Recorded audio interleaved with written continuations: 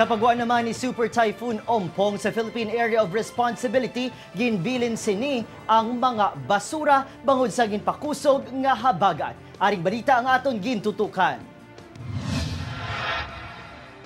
Mga plastik, botelya, lata kang mapatay nga kasapatan. Ining ginbilin sang habagat sang ginpabaskog ni Bagyo Ompong sa baybayon sang syudad sang Talisay kag Bacolod.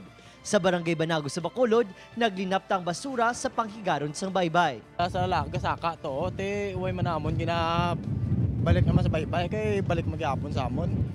Sa nagkalmang sitwasyon, amat-amat na magsigbit-bit ang mga residente sang ilas sako agud mang tinlo.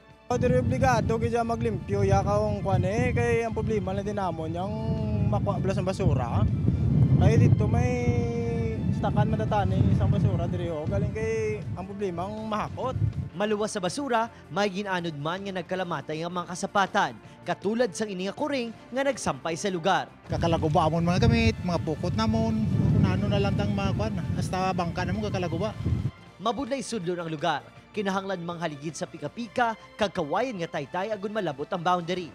Sa kakitid sang dalan, hindi na ini masarangan nga masulod sang truck nga makakuha sa basura. Pwede makasulod pasudlo nila, butangan nila gidalan nga mayo Ginakabalakan sa mga residente ang halit sa ikaayong lawas, ilabi na sa mga kabataan, bango sa baho sang basura, kagigko sang sapat.